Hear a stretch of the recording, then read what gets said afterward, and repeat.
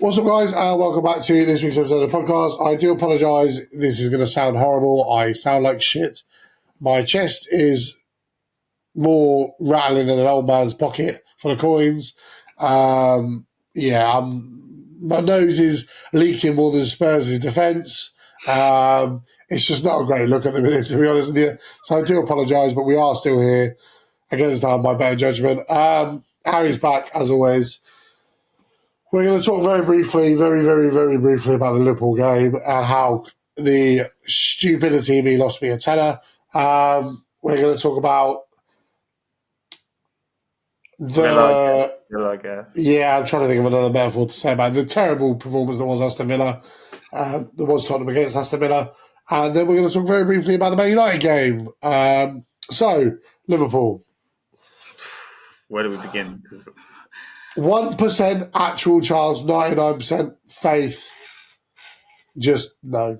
It was abysmal, wasn't it? It was fucking awful. I turned it off after 3 and I went to Asda. I had more fun in Asda than I did watching the Tottenham game. I did that at Newcastle last season when we were 2-0 down. I just so basically, just meet a mate and he goes to me, "Don't worry, I'll meet you after the game." I was, no, I'm going to go now. And I switched off the TV. It was like 30 minutes left. We lost 4-0. I missed the last 1 or 2 goals, I think, when we played Newcastle away last season. So, for me, the Liverpool game, I have no issues with the players or us losing in a sense, right? It's the manner in which we lost. It's we didn't put up a fight.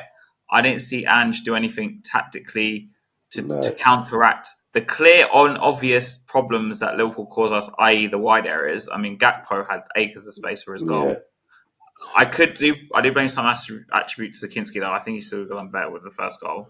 But at the same time, we're throwing kids into a situation where the club is not just footballing wise, the club is just a shambles. Like, we're in a free fall. And it's, for me, even though I don't rate a lot of these young players, as you guys who listen to the podcast know, I think Bergvall and Gray are all right. I commend them for their effort. And Kinski, he's shown some promise, but we'll see in a few years. But I kind of feel sorry for them because they've been chucked into a situation where we're really low. And you look around, especially at a ground like that as well. It's not like you're going away to. There's no one there to guide them. There's no on the touchline. You look and the guy's sitting there with his hands in his pockets or his arms folded. And this is when, if you don't have leaders on the pitch, your manager is the leader by default, I think, in my opinion. And I don't see the guy leading them, and I don't see the guy giving instructions to them. And for me, like I said, I'm no issues with the way we lost. If we lost, say, 3-1, and as the commentator said, I can't remember who it was, when it was Alan Smith or something, saying that there was no jeopardy in that game. Like, you never felt like, there was a chance for Spurs to get back into it. And obviously the one shot on target, whether it counts or not because it hit the bar, that we had was, 90-something minutes? And it will 5 shots the whole game. And it's like, we didn't even go for a 20-minute spell where we gave it a go. No, we looked like we could have. Yeah. I think the thing that frustrates me, right, because there is 2 ways of looking at it, and I guess they're both not wrong.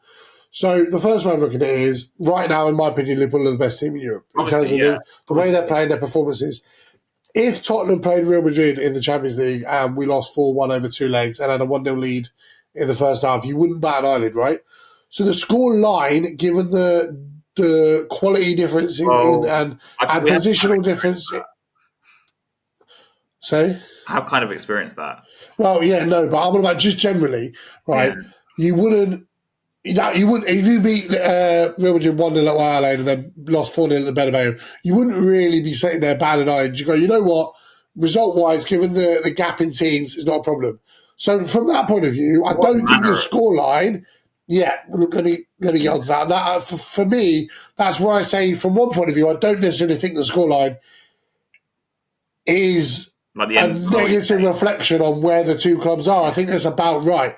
My issue is, like you said, the performance was completely unjustifiable. There was no press, there was no energy, there was no, possibly again, Spence probably looked like one of our better players. The level of consistent performance he's dropping is crazy. Even Archie Gray again looked a consistent performer, but had no help or support around him at all. And I just look at the performance itself, and that's what disappoints me the most. If we went tooth and nail, or we hit the bar, or we hit the post, and We created chance, and then we had them pegged in for, like you said, a 20-minute spell, but just couldn't break them down because of their quality, because of the level they're playing at, and we conceded on the counter. We lost 4-0. I'd be sitting there going, you know what, fair play, Liverpool. That's the golfing team at the minute. You deserve it, right? It's just the fact that the performance for me was gutless. If you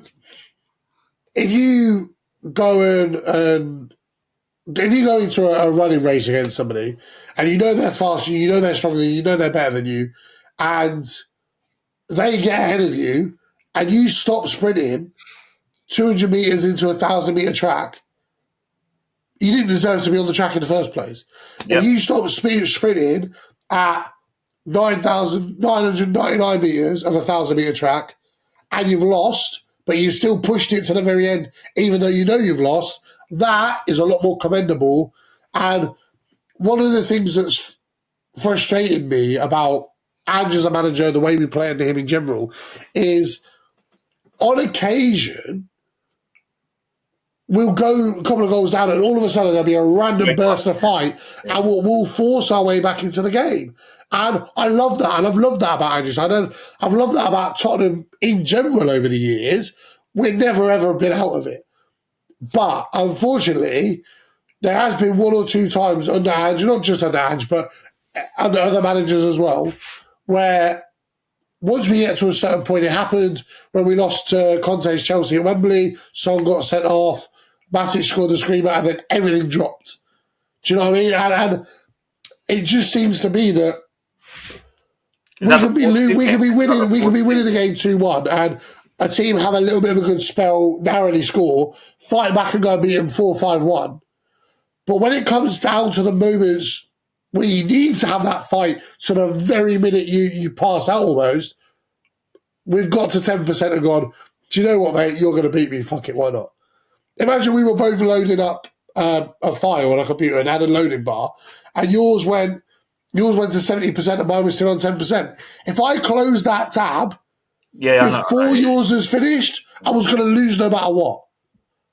Do you know what I mean? And that's my problem is, like today, we'll talk about Villa game in a minute, but we could have taken that to extra time today. We could have done. Because at a certain point, it switched for them and the players pushed and pushed and pushed. Don't get me wrong, the lack of quality was there and the mistakes has already cost us and new players coming in, inconsistencies, whatever. We'll talk about that in a minute. But that Liverpool game, the thing that broke my heart the most was the fact that they sacked it in before it was over. Like I said, it never looked like it was in jeopardy. But then again, I see the tactics of this manager, and it's like you're playing, as the commentator kept saying, very narrow. Like the defense was very narrow, and obviously we know Liverpool's wingers, i.e. Salah, and Gakpo's on form this year as well. He's really doing well. Like I don't know how much you've seen of Liverpool this year, but Gakpo's been like he's been good. Yeah. We're not doubling up on them. We're not. It's okay saying we'll go there and be more conservative, because with the midfield he picked, most of us and most of the pundits saw that and thought, oh, he's going to at least try and be more conservative, right? But then at the end of the day, he doesn't play with a proper number 6, which is what probably cost. I'm going to go on to. I'll hold that for a few minutes for the Villa game. And so what I'm saying is, you might have set out to play that way. Maybe he did. I don't know, because he always in his press conference is very bullish about saying no. Yeah. Just because of the midfielders I had to set up more conservatively.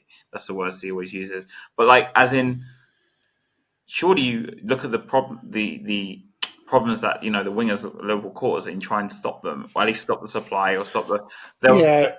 But he didn't. It didn't seem like we had any plan in that respect. And then it's just, what I'm trying to say is, when I look at Ange as well, he looks like he's already defeated. Like before. And this is why, for me, and even seeing him against Villa, he looks like he's accepted the fact that it's not going to work. But also another thing that maybe it's you guys can call it revisionism. Who watches it's fine. But because obviously I'm on other shows and stuff, and someone said this to me like a few months ago, and I've been doing a lot of reflection on what he said. Maybe because he's been stuck in Japan and Scotland and all these leagues, and his football has worked there, right? It has worked. Yeah. He's not had to use any other style, right? And now he's, say, attempting another style because he doesn't know it. Like he doesn't know how to. Yeah, he's almost having to make the changes as he goes because he wasn't prepared to have to make the change in the first place. What I'm saying is, it's almost like he kind of. I hate to say it this way because some people gonna hate it. Like he might have learnt the knowledge, say 20, 30 years ago. This three at the back or 3-4-3, 3-5, whatever, 5-4-1, whatever. But because he's been doing 20 years of Ange ball, he gets to the point where now he's trying with a completely different group of players who are a mishmash and who were unfortunately a lot of players except like Werner, and who are probably not quality wise compared to in terms of say like we're not like Celtic in the SPR. Trying a completely different thing that he's not really done much his whole career, like a 3-4-3 away to Everton. I'd play a bit more conservatively, but because he hasn't done it, he hasn't. He doesn't know how to do it. He just doesn't know how to do it. I think maybe, he's maybe in terms of coming up with a plan B, he's kind of learning on the job, if you like, and unfortunately that means that it's going to make mistakes. Like the system we set up against Everton, I don't think it was a bad system. We had the completely wrong players in the wrong places. The idea was okay. The execution was fucking shocking. It was shocking, and actually, if you look at the options he had for those, I would never put Basuma and Bentancur in a two-man pivot together. I wouldn't put Archie Goat right back. I'd be having Gray in midfield alongside a stronger defensive midfielder. You know what I mean? Like, because Gray's shown he's got the extra passing ability, which is the same problem we had when Conte used to play with two centre mids. I just bring up formation because this is the simplest way to explain it. But it's not just that; it's also where you position the players in. Because when I look at us, I'm going to be straight up here. I've been saying this for weeks. We have no defensive shape. Like I don't see any shape when we have without the ball. Like I see our players frantically running back from wherever they are on the pitch, saying, "I need to get back to the play." Like in possession, when you actually lay out player positions in possession, it's sound. But that's if you have the ball 100% of the time. It doesn't equate for the fact that, and this is another thing I think he wasn't necessarily fully prepared for, was the volume of transitions in the Premier League, even with the shittest sides. It's a turnover of the ball, basically. That's the word I'm looking for, sorry. The volume of turnovers in the Premier League, even the biggest sides against the smallest sides, is still 50% higher than 90% of other leagues. Like, you got to think, when you see Man City play and dominate 70% of the ball, Man City still get turned over on possession. They still get pressed. And this is one of the best teams on the ball in the league. And I think one of the things he wasn't prepared for was we've got midfielders that are okay with time and space, but Basuma's not press-proven the way he used to be. Again, with Ange, he got rid of Højbjerg and Skip. Don't get me wrong, neither of them, just on record, I said this a million times, I don't think either of them the answer is a DM, right? Like, no. But they're two players who are I consider like destroyers or holders or whatever you want to call it, who can win back the ball, the turnover. Bentancur can do it at a push. I say as a push. He has done it a bit for Juve during time periods. But Basuma we almost need. Do you know what the best way to describe what we need in this system? Ball carriers. Yeah, he's definitely not a six. That's not good. Bergvall, I can't believe you played him as a six that game. Weekend. But like they're ball carriers at number 8s, as people label them. Basuma never played as a 6 at Brighton, even in the 3-man midfield. Like so, and then he said he was going to build the team around Basuma, and now we find out. To be honest with you, right? Let's break this down for a second. When he first came in, Basuma looked like he was going to be the perfect fit. After that game against Luton, when he got sent off, he's never hit that level since. No. But then you could attribute that as a new manager bounce. And my part of me thinks that the first 10 games were kind of like, because the players, because some people argue this, you can argue either way, by the way. Like, this is just my big revisionism, I guess, again. I thought of something saying that maybe the players, because like, for example, like Maddison, they didn't know the system, which is why we were doing so well, because they were kind of playing with freedom, let's say. And as soon as he tried to say, "Look, no, Porro, you shouldn't be as wide as you are," they always become more rigid. Maybe. Maybe that's what stifled him later on because he was trying to drill into them. But then some people argue after the first 10 games, well, they knew the system. So I'm saying you could argue either way. Yeah, you can see it kind of be way. Ultimately, the players and the manager are the only ones that really know the answer to that. Like I thought maybe that might be the first time you've ever come up with a balanced point of view for both sides. The one thing I will say though, argue either way. Like the one thing I will say though, when it comes to defensive shape, like I say, Basuma was great for this system because when Ange first came in, Basuma was not the same or even good enough to lace his boots, but in a comparison to someone like Dembele would get right in your face, and by the time you finish putting your trousers up, he had the ball. When Ange first came in, Basuma had the same level of brute force going into tackles and coming away with the ball. After he got that second yellow card against Luton, That was it. He's almost like he's afraid to go for a tackle. And one of the things I saw you tweeting, I think, earlier, and I also saw someone else tweet earlier, I think one of the reasons why our midfielders get brushed past so much is Basuma's still afraid of... excuse me, I'm dying still. Basuma's still afraid of his shadow since that incident with Leverkusen. Bentancur's afraid of getting injured again. Like, if anything, and... you might not agree to it to the fullest extent, but you'll see it from some point of view. When Archie Gray's been in that midfield area and gone to get the ball, he's got stuck in, he's won the ball and he's played a pass. And this is what makes me think, even though he might not be the 6 in a traditional sense that we want, if he was to be played in midfield, he has a lot less fear about going in and winning the ball back and getting up with someone's face. And he's proven that at centre-back. And this is why I actually think, as bad as it's been, he's had to be a centre-back, him being a centre-back might actually improve his long-term midfield ability, because at centre-back, you have no choice. If you don't go and get tight to them, and you don't go and put that foot in, they're scored. That is the reality of the situation.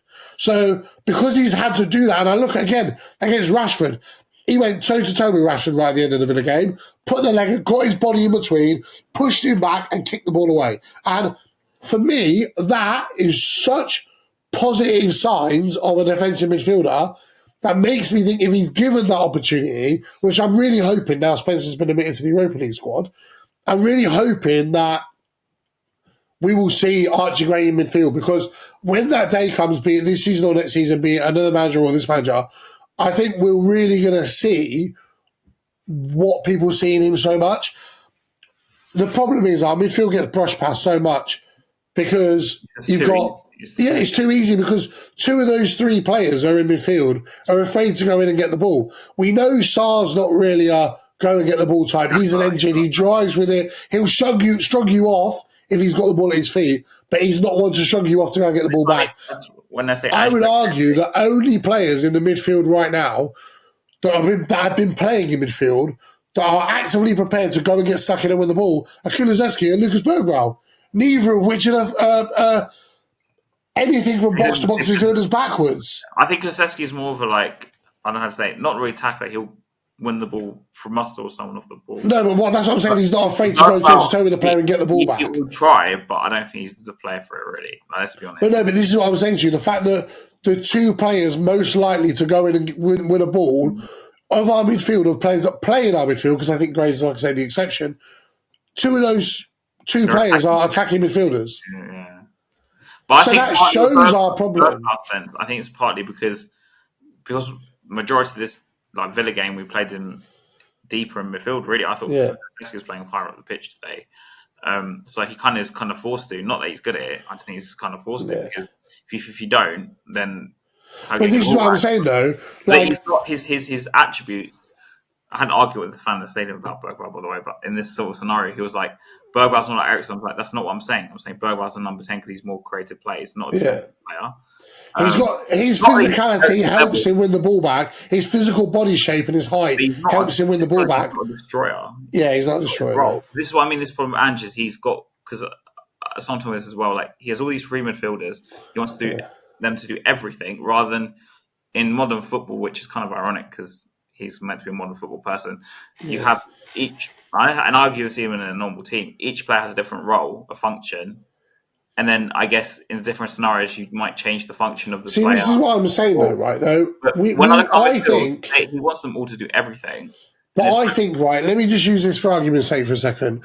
I think if you had Kulusevski in our midfield and you had and you replaced Bentancur and Basuma with Bruno Guimaraes and Archie Gray, I would argue then Obviously, because not to the same level. But I would argue all three of those players are pretty much capable of doing the same thing. They're all going with the ball back. They can all get stuck in. They're all quite physical. Gray's not as physically built, but he makes up for that with his energy going into the tackles. They can all play a pass.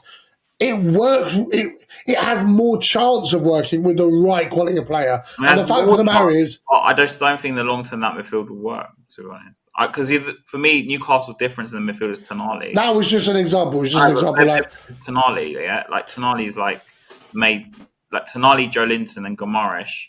They're all very strong midfielders, right? There's a reason why they win midfield battles most of the time. Joe Linton's like a different animal.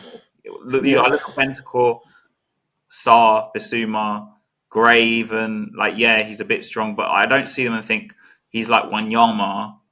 But I think Parker, or even a bloody Didier Zakora, who was one of the worst players I've ever seen at one, by the way. But at least, to be fair to Zakora, he would win like 90% of his tackles, and he was a turnover person. Like what you see, this is the thing. I think Archie Gray would probably be in a long. Let's say we're playing 4-2-3-1, just for argument's sake. I think if you had a Wanyama ilk player and then someone like Archie Gray next to him, Archie Gray would have the freedom to prove his passing quality. But when it comes to having two players sitting there defending when you're stopping someone carrying you, he's got the ability to do that. And this is where I think that's a bit too early to call for that, to be honest. I think I've seen enough of him at centre-back to know that he's got that. But I think in midfield, for me, is a totally different situation because as we saw with Dyer, he was really bad at the back, so they put him in midfield, right? Because he was making more mistakes, right? With Gray, I think it's hard to say from now whether he's going to be good as a defensive midfielder because I look at them like Onana at Villa. I look at other players who are around the league who are much taller, stronger. But what you got to remember, those players have got 7-8 years on him. Decore. But what I'm saying is, Gray would have to turn into like Bale's evolution.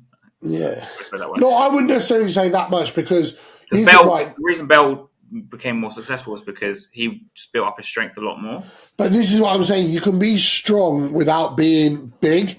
And I think, Kante's a great example of that. He would go in, win the ball. Big guy, though. He's not. Kante's 5'6". No, not in that sense. He's got a shit ton of muscle, man. Come on. No, but this is what I was saying, though. I've seen enough now. That advantage gives him advantages over, say, on someone like Gray's. He's got his his engine's incredible. Yeah. This is why I think Gray would flourish from playing in a double pivot in a possession-based team. I really think he'd flourish. He'd have to play with a Wanyama type player, and we don't have that. No, obviously we're talking hypothetically. We're not talking about with Ange, but Ange would never play a player like that. Anyway, that's the Liverpool game because we kind of got sidetracked. Play the deep lying playmaker sort of role, and then and then you have slash DM whatever, and then you have Kulusevski, for example, as a 10 or Madison. But he doesn't play that way, so. So we obviously mentioned the Liverpool game and just saying that our biggest problem isn't necessarily the scoreline or the fact we went out, it's the way we went out. Going on to Aston Villa then, first half we were fucking shocking. Kinski made a mistake. Kinski made a mistake in the first minute. Granted, he kept us in the game after that, and again, he's a young player who's being thrown in rather than eased in. Yeah, if it weren't for him, it's crazy. Yeah. My problem with the Villa game, we did switch it on with the Villa game, and we did exactly the opposite to Liverpool. And we tried to push it to the very end, but it's just too little, too late. That's what I thought, anyway. Yes, but it's also in that situation the system that we were playing didn't really facilitate going for the game. So in my opinion, Villa are playing 4-4-2, right? So their defence is tucked tight, tucked compact. They've got 4 defenders in the box, 2 holding midfielders in the box, wingers that are tucked tight. So at this point, you put your fullbacks high and wide. You go with your 2 wingers and your striker inverted. So you got effectively 3 of our attackers against 4 of their defenders. You have someone floating off that in Bergvall as a spare man. And then you have another midfielder tucked up quite tight, and then somebody in the middle anchoring the midfielder, whoever that might be. And then you have your wing backs cutting the ball back or crossing the ball in. Your forward drops deep to receive the ball, plays the wing back over. The way the system's set up, it's just not. The players are either far too close together or far too far apart. There's no route to passage of play, if that makes sense. And I think that was less evident in the second half. But the first half, the wings were so open, like they were just overloading wide areas. Yeah. So obviously our fullbacks were doing their normal thing. That's where I think they could have scored 3-4. I don't know how they didn't put 3 or 4 past us. And in the second half, he must have said something to them at halftime. I thought personally he said something to the effect of, if you guys don't step up, I might lose my job. That's what it came across to me anyway. Because I was like, suddenly these players are showing a lot more effort they did on Thursday. Yeah. And I think that, like I said, everyone talks about him losing the dressing room. Yes and no. Like I think Maddison, he's clearly lost him. Like I don't believe this injury thing personally. I think it's a load of nonsense. When they use words like he's sore, like why? How can he be sore? Like the guy barely played. But like for me, I don't totally believe it. And I think half the dressing room are for him, like they like him because of whatever reason, and the other half are like meh. Just a quick pause for a second, right? So obviously you guys were recording this on Sunday after the Villa game. Every single game, Spurs post an interview straight away with the manager, win or lose. They've not done it yet. It's been 2 hours and we've had nothing. Yeah, he's gone tonight, isn't he? I think he's gone. I think he's probably gone, isn't he? Yeah. I mean, if I compare it to the Liverpool game, so let's see what time the media was posted after the result. Media. It's normally like an hour after, isn't it? I swear. Is it an hour after? 2 seconds, let me check. So we exited the Carbao Cup and we tweeted that at 9:57, and at 11:10, so that's an hour and 13 minutes, was Ange's post-match review. We finished the cup game at 7:30, so 8:40, we're in almost an hour after that. No post-match player interviews either, right? No, nothing. Yeah, he's definitely gone, isn't he? Surely, so, at this point. I think so, yeah. No, I'm not one to overthink or anything, but you know what I mean? For anyone knows me, knows I'm the biggest overthinker you'll ever see in your life. I think he's gone now, probably. Let me see if there's any... I mean, the thing is, for me, the writing was on the wall because Levy was going to games more frequently. I know that sounds weird, but as in... He made the effort to go and watch the away games this week, right?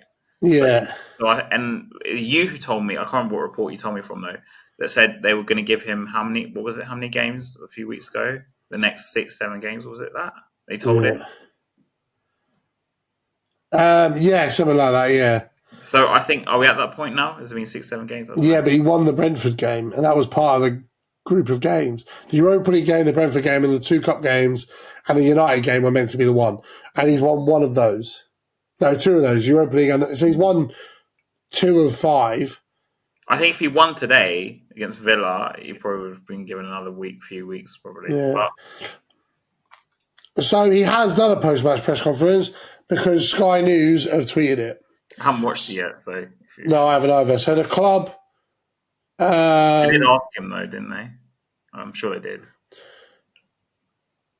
I just think it's a bit odd that... I mean, he's talking about injuries again. It's a bit odd that the club haven't posted anything. Yeah. I think we'll get a statement in the morning. I think someone's behind them on the motorway, actually, so... I think Monday morning he's gone. I think so, yeah. This is agenda-driven, he says. Oh. So now this makes me think, what's the point in... This is the problem with, Ange that I've always had is he's kind of victimised himself with scenarios. He set himself up to fail in so many occasions. He said stuff, fully believed he can back it, no problem. Things have slightly gone a little off the tracks, and rather than being able to get it back off the tracks, it's gone completely off the tracks into the grass, and the comments have led to that partly. We probably will keep this one short and sweet because if he is sacked, then we'll end up about United and then because if he is sacked, then we'll re-record this on Monday night if you like. I don't know if I'm free tomorrow. Maybe Tuesday I'm free, but I'm off all day Wednesday, so we can record it Wednesday if you like.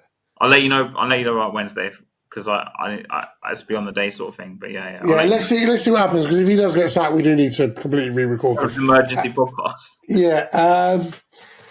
Yeah, I think. I don't know. It's a weird one, isn't it? I think with United, is whoever we have in charge is a 6.0. So,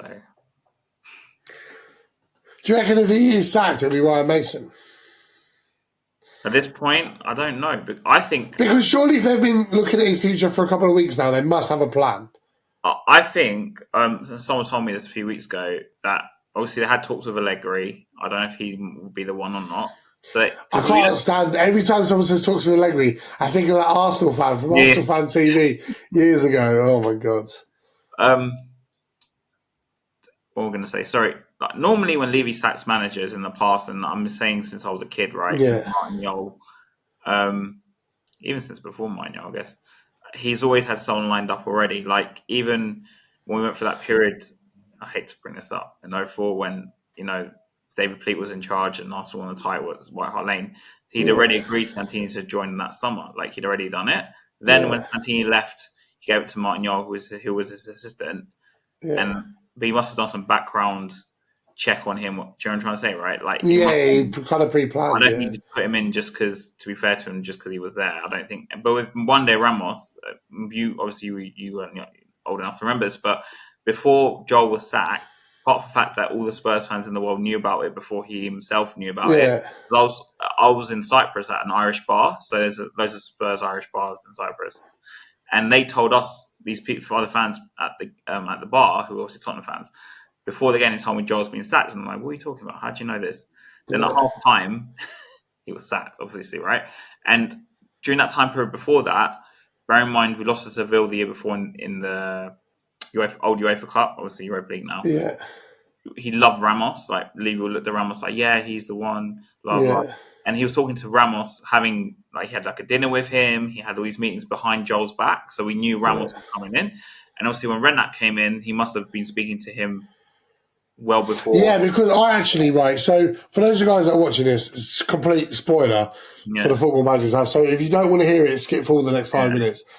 Obviously, with all the editing I've done ready for the new Football Manager save, I found an old clip of Redknapp saying that he was offered the job 3 years before he took it. in Tottenham job. Tottenham job. Yeah, yeah. Levy asked him 3 years before he officially accepted it. He wanted him to take over, and Redknapp said no because he didn't want to leave Portsmouth again.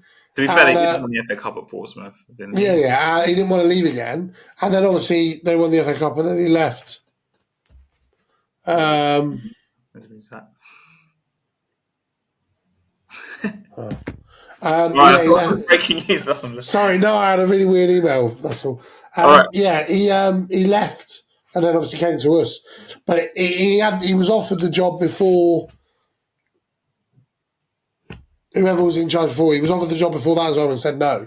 And I mean, then he went I back think there's in. many scenarios. I mean, AVB was a bit different because I think Redknapp said the club wanted to take a younger manager route. Like, he was quite bitter when he got sacked, to be fair to him. He was quite respectful about it. Yeah. Maybe because Redknapp's just like that. And AVB got sacked. Sherwood was already at the club, so he put in Sherwood. Poch, they had the whole summer to do it, so maybe it was. Yeah. But Poch, then, yeah, but Poch was agreed because in that conversation, I found a clip from funny on TikTok from Nigel Farage years and years ago, Farage. where he found out he's a Palace fan, by the way, apart from being a cunt.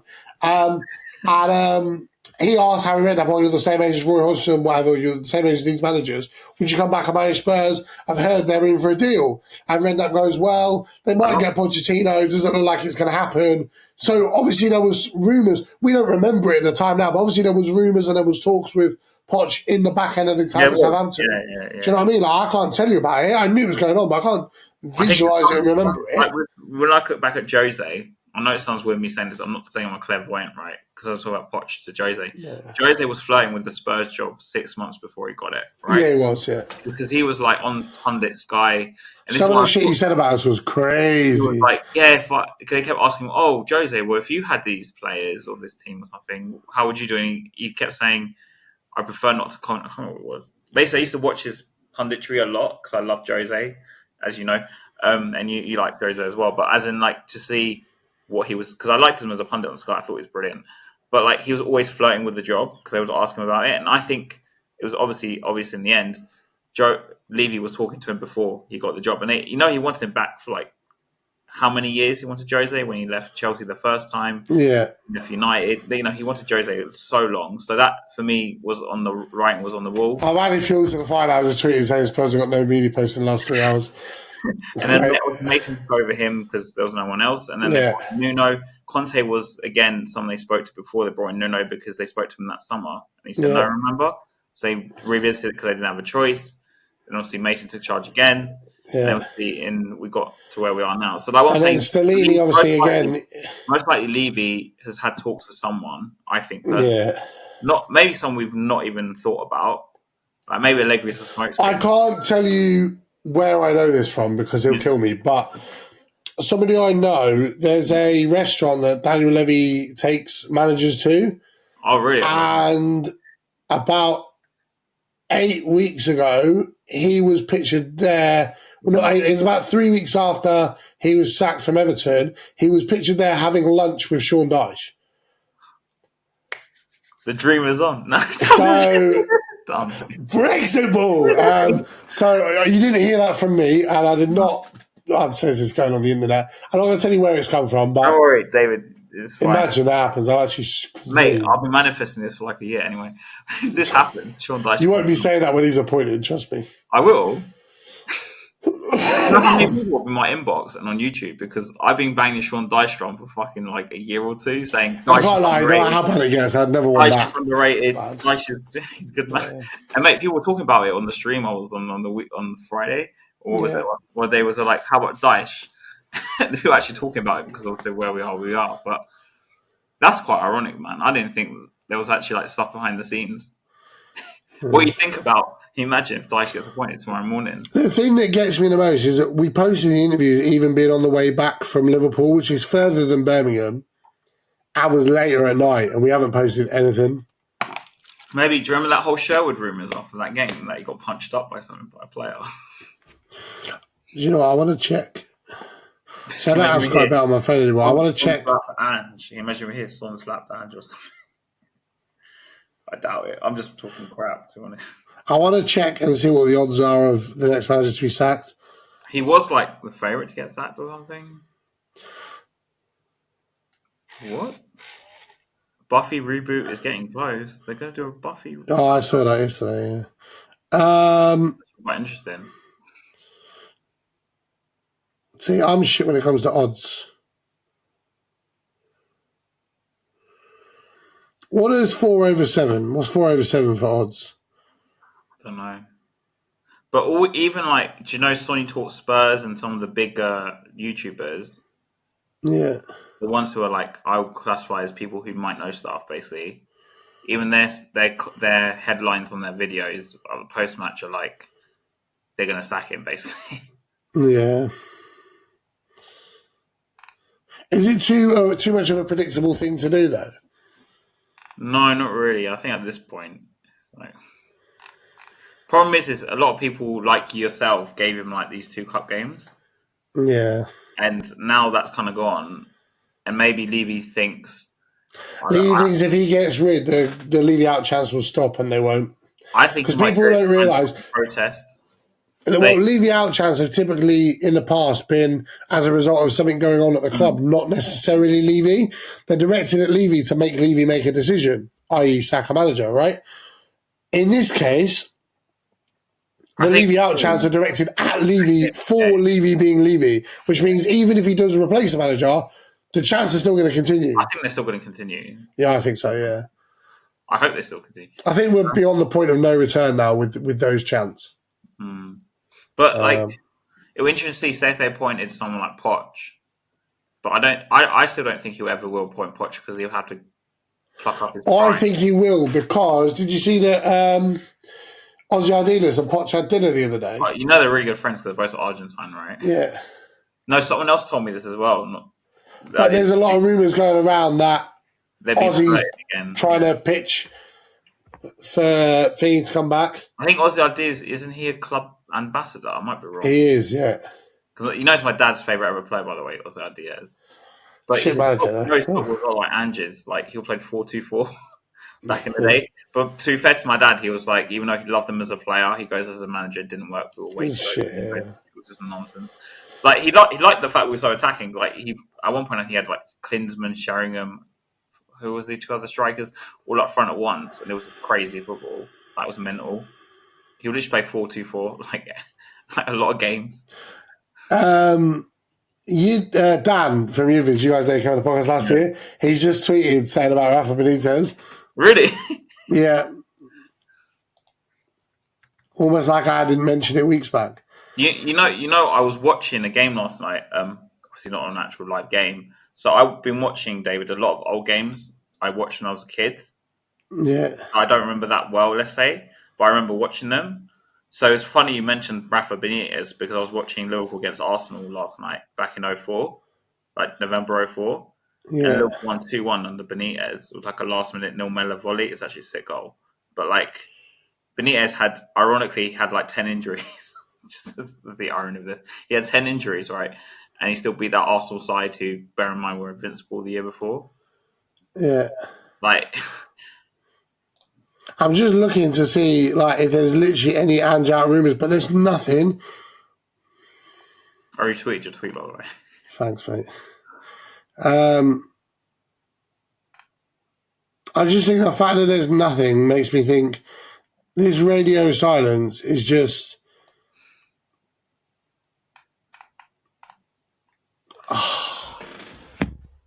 I don't know. Let me. I'm going to check something now because apparently they don't post on Twitter sometimes because they post on other forms of. Loaded up Facebook and the first comment is "fat cunt gotta go" from a guy that I know quite well. But I want to see if they've posted anything on Facebook. I think he's gone, man. If there's nothing. That's what I'm just checking now. Oh no, there's interviews on Facebook. Hmm? They posted his defeat on Facebook and Matthias Tell's reaction on Facebook, but nothing on Twitter. So maybe he's not going. going. The new signing, they're going to use him as like a. So we've just sat here and discussed all this and whatever, just for him not to get sacked. It's great, isn't it? Right, let's talk about United quickly. Otherwise, we're going to be this. This is maybe, the shittest podcast we've done in ages. Yeah, yeah. Let's get rid of United. I think this game could go either way. I mean, we could lose, we could draw, we could win because United are kind of like us, but what shit. But I do think they may want revenge for the cup game. Obviously, just about beat them. And Amorim, for me, is a better manager than whatever manager we'll have in the dugout. I mean, unless flipping Jose comes back or Conte comes back out of nowhere or Redknapp or something like that. Amorim, I think he's a very good manager. Just with a load of crap. He is, but like us, he's got fuck all tools to do anything with it. But to be fair to him, he's adjusting to what he has. But he even admitted that this is the worst United team he's seen in God knows how many years. Yeah. To be fair to him, I love his honesty. Like if he did that at Tottenham and he came in, this is probably why Levy will never appoint him because of stuff like this. Come out and say, yeah, we have a really bad team. But for me, it could go either way. And I don't know, maybe to me sounds positive by saying that, but because we're both so inconsistent, we're both so. But I think for me, it just depends who. 2-0 United. I'm going to United. I think we're in 3-4 now. I think it's just going to be complete and utter loss after loss after loss. I'm being more positive than you. Yeah. I think we can. Do you know what? It sounds really bad, right? Even though I've now seen the media post on Facebook and therefore know that it might not be that. But until they post the right, you know what they say. You know when they say, right? I can't remember talking about this on a fucking Spurs podcast. You know when they say, pick a coin. Put an answer on whatever side of the coin, flip a coin, and when it's in midair, you'll know what you want it to land on, and that will help you decide. In my mind, when I checked that, I wanted it not to be on there, which would allude to him being sacked. And I can't believe I'm saying that because I've been such a big advocate of him for so long. But to be fair, David, everyone wants to label me right as someone who wanted him out before he came in, sort of thing. Like, difference with me is I'm. Sounds about right. Let me finish. I think it's personally for me, it's a big misconception because a lot of people said I was Ange out. There's some people, I'm being serious about this. They said I was Ange out because of Levy out. which doesn't make any sense. No, that doesn't make any sense at all. Anyway, that was one narrative that was pulled towards me by someone who's like so Anjin, David. Like the guy we get relegated, and he will still be Anjin. There's a few of them still about, mate. Like they still exist. It's who we are, mate. But like for me, I gave him that one. What it was 8-9 months, a year. I gave him grace for last season. Let's say said, look, we had those first 10 games. We still finished fifth. I give him credit. We still finish in European places, which is what the club aim was. Let's be honest, right? It was what the club aim was to get back into Europe. Whether we're staying in Europe now or not is a different story.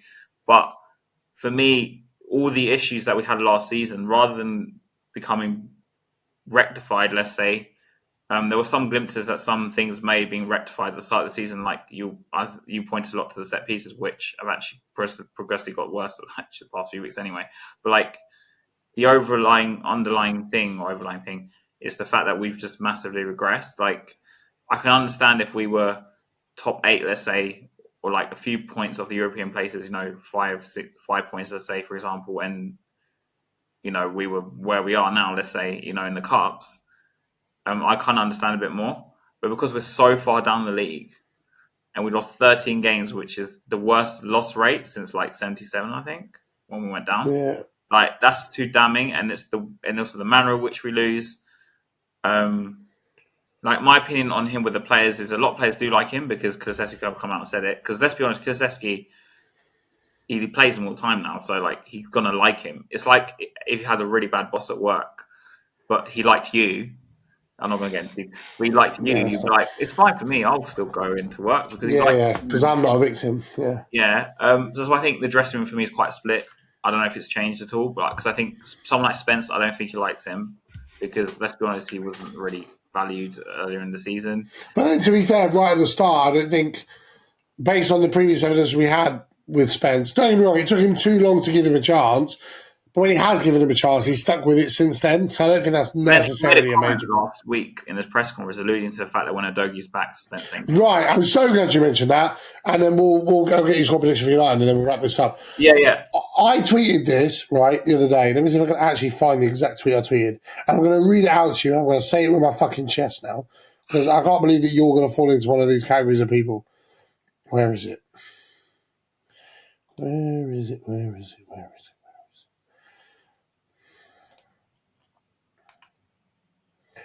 I tweet so much shit. Here we go. For people who are stupid, Andrew Spence comments refers to him playing left back. That doesn't mean when Udogi comes back that he's not going to play at all. He'll be rotating consistently in his desired position, right back with Porro. Embarrassing that it has to be spelled out for morons without common sense. Sorry, I would Harry. argue this thing though, because maybe he won't be rotated with Porro. Maybe he'll just go back to where he was on the bench. The reason why he will be rotated with Porro, this has to be the starter at this point. The reason why he will be rotated with Porro is when we've had a left-sided player available, like Davies has been filled, Van der Ven's been filled, and they've played left back. Recently, Spencer's still in bits over Porro. How about Reguilon? He's been on the bench the past. Well, yeah, but Reguilon's a pile of shit. I don't want to talk about him. The last one was terrible. And Spence on the right and Porro right wing. That's what I would have done today personally. But anyway, but yeah, he still puts him on the left. But like for me, I think his treatment of Spence, and don't get me wrong, I'm one of those people who is like Spence isn't the answer, and I still don't think he's the actual like answer to our problems. But I believe even meritocracy. The answer to our problems is a 9mm between Daniel Levy's eye sockets. So I mean, like meritocracy. Like don't get me wrong, even someone like Davies, I praised it earlier this season. Even though I don't like him, I don't rate him, but he probably deserves to start more games than not recently.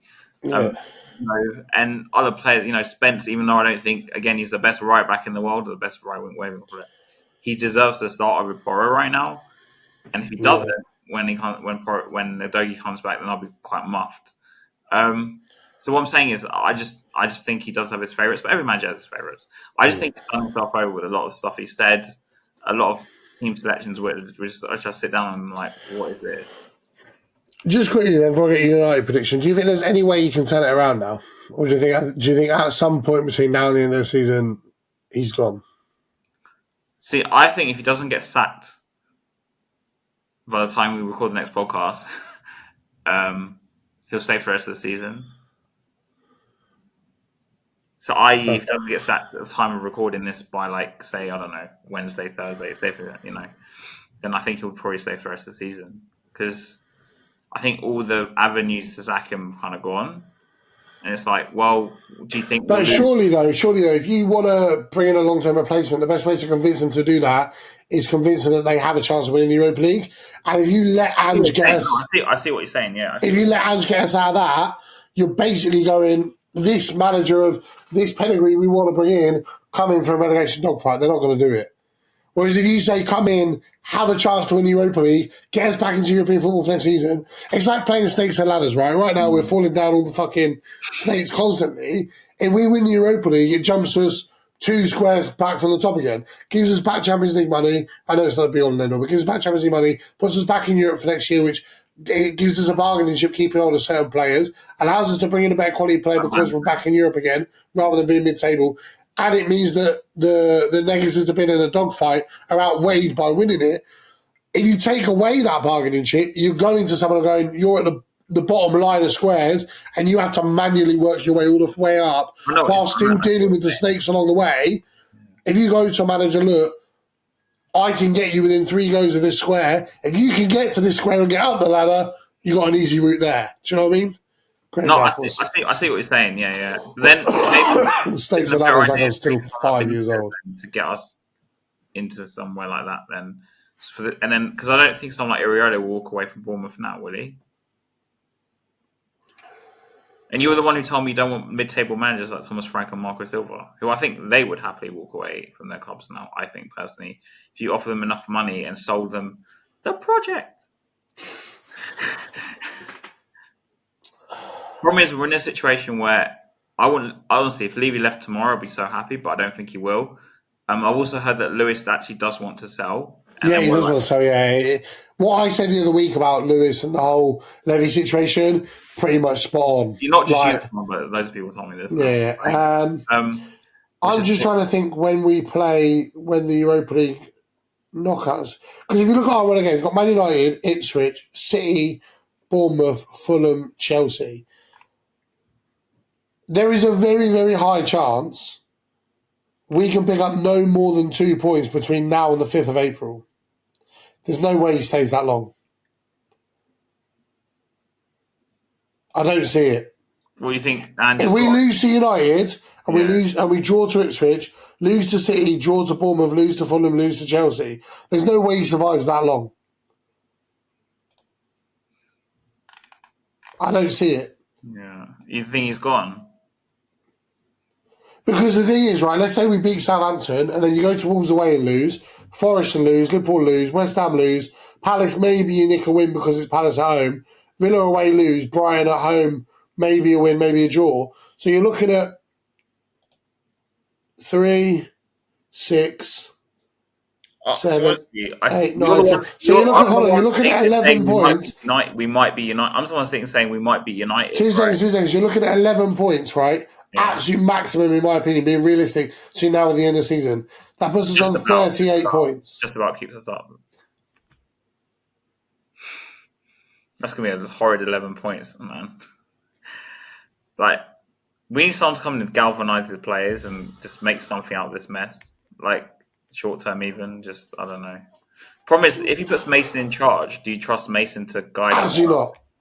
That's what I mean. So, has he learnt from the past 2 times where it didn't work? Like, I don't know. This is what makes me think that he's going to push for... I think there's going to be someone that we've not heard about, right? Pulled out of the hat.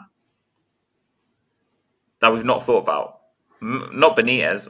I'd like it to be someone like him, but maybe someone that we've not thought about, right? Not even Allegri, maybe not even this Dyche, because I don't think Dyche will come in. Even though he has played in the Europa League with Burnley, you forget that.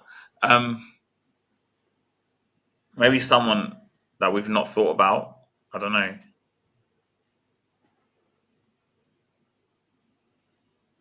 It's interesting about the Dyche thing. It's made me think a lot, actually. I just want to look at something. Hold on.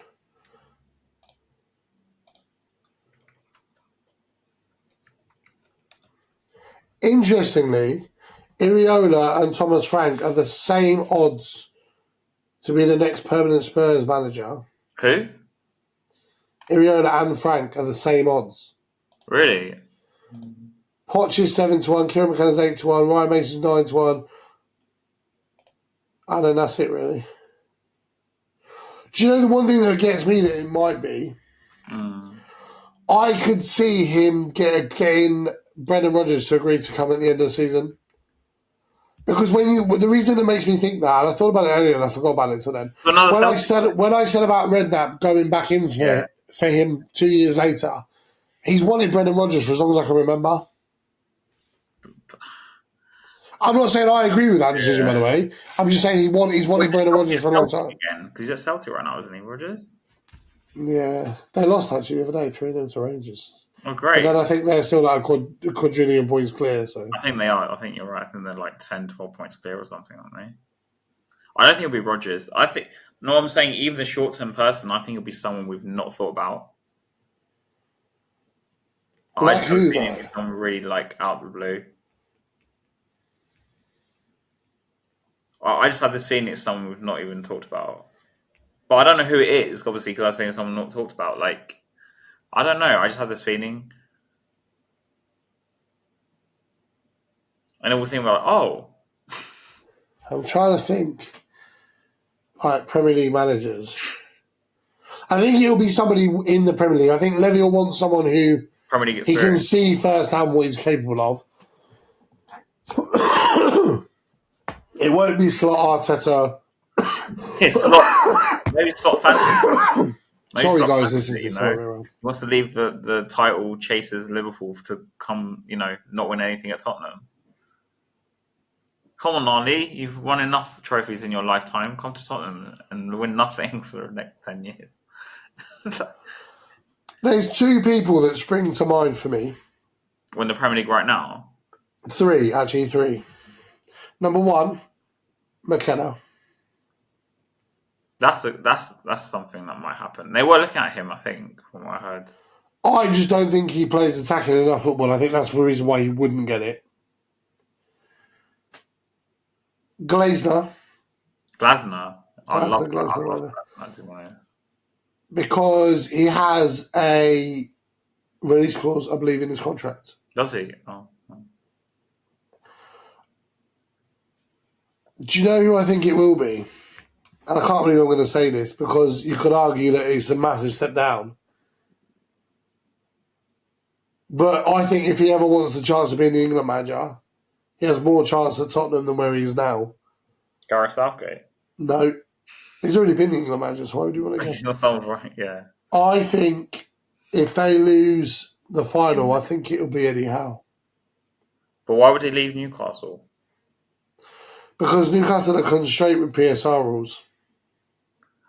Yeah, a lot of people have touted Eddie Howe. I love him personally because he does everything. Like, he adapts, yeah? But the problem is I think if Amanda Staveley was on board, right, if she was involved in the club, I'd say this is going to happen.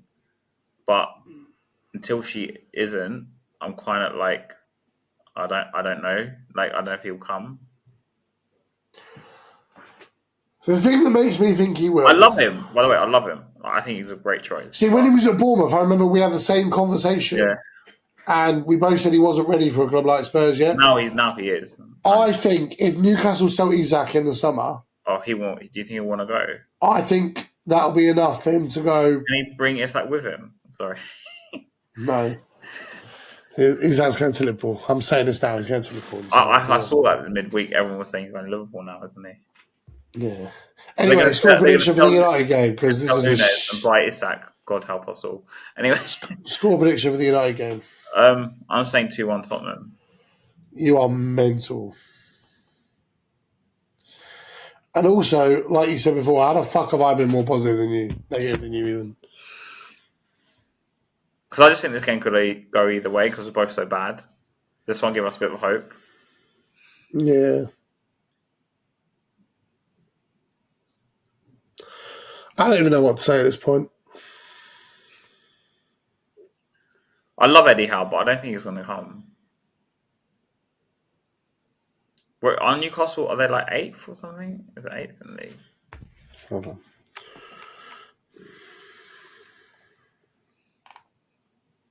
6th. 6th. Oh, 2 points behind 4th. why would he leave then?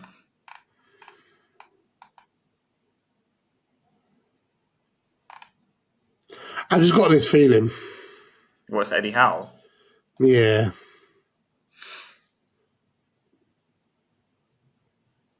I hope you're right, by the way. Yeah. Why would he want to leave Newcastle for this?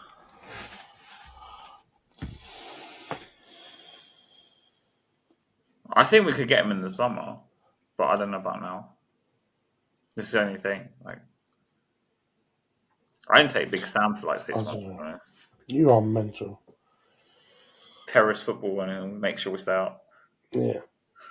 Right, we'll wrap this up here. This is the shittest episode we've done in ages, honestly. Like, do you know what? I just obviously not being very well as well, but I just wasn't in the headspace to record after. I wasn't either. I would not be on any shows once the back loads of messages. I kind of hope that something big happens between now and the end of the week and we have to rush record an episode in. But it probably won't. So if you listen this far, which I doubt it. Playing to United, that's what I'm just asking.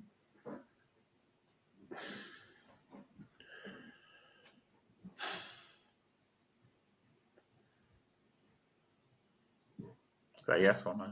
I'm trying to think. Okay, so I thought you froze there for a second. No.